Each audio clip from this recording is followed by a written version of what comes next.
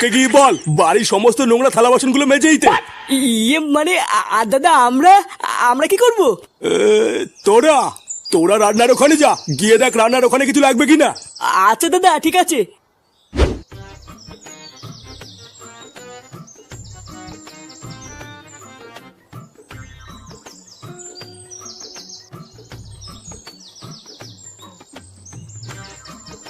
না ভূতদার বাল এত বড় বাড়ি, জগার চোদন আছে তো। লেওড়া গুন্ডামি করে বেশ ভালোই মাল হাতিয়েছে। হ্যাঁ এই দাদু দাদু, বলছি বাড়া তুমি কোন পক্ষের, ছেলে পক্ষের? না গো বাবু, আমি ছেলে পক্ষের না। তাহলে বাড়া মেয়ে পক্ষের। হ্যাঁ তাই না? আগে না বাবু, আমি মেয়ে পক্ষের না। ছেলে পক্ষের না মেয়ে পক্ষের না, তাহলে কি না? এই তাহলে চোদনা তুমি কোন পক্ষের? হ্যাঁ বাবু, আমি হইলাম গিয়ে এই বাড়ির কাজের লোক। বাড়া তুমি কাজের লোক? চোদনা প্রথমে বলতে কি হচ্ছিল? আমি তো ভাবলাম ছেলে পক্ষ না মেয়ে পক্ষ হবে হয়তো। তা বাবু আপনি কি না, আপনারা তো ঠিক চিনলাম না। চোদনা তুমি আমাকে চেনো না? আমি হলাম জগার ডান হাত। বাড়া আমি আর জগা না ছোটবেলায় একসাথে লুডো খেলতাম, বুঝলে তো? আমারে ক্ষমা করবেন বাবু, আমি আপনারা চিনতে পারি নাই। হ্যাঁ ঠিক আছে ঠিক আছে।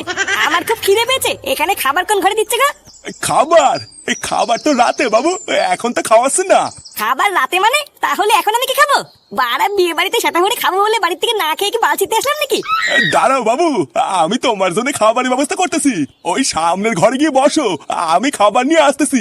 হ্যাঁ তাড়াতাড়ি খাবারের ব্যবস্থা করো, আমার খিদে পেয়েছে।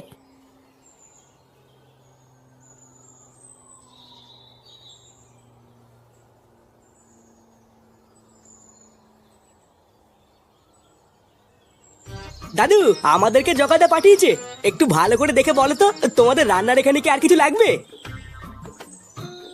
না আপাতত আলু ছাড়া আর কিছু লাগবে না। কিরে ধানা, আর কি কিছু লাগবে? জল যা আছে কম পড়ে যাবে, আর 2 ঢোপ জল লাগবে। ওই তো 4 বস্তা আলু আর 2 ঢোপ জল আনলেই হয়ে যাবে। কি? 4 বস্তা আলু 2 ঢোপ জল, এত কিছু কি আমরা দুজন মিলে আনতে পারি নাকি? তুমি বরং তোমার এই কর্মচারী ধনাকে আমাদের সাথে পাঠাও, ওগি নিয়ে আসবে। আরে ও গেলে কি করে হবে, এইদিকে তো অনেক কাটাকাটির কাজ আছে। তোমরাই বরং এগুলো একটু জোগাড় করে দাও, তাহলে অনেক উপকার হবে।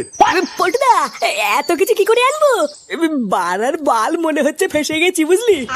একটা না একটা ব্যবস্থা করতেই হবে, না হলে ভূতে আজকে শেষ। হ্যাঁ ফুটো কোথায় রে? ফুটোকেই এখন দরকার।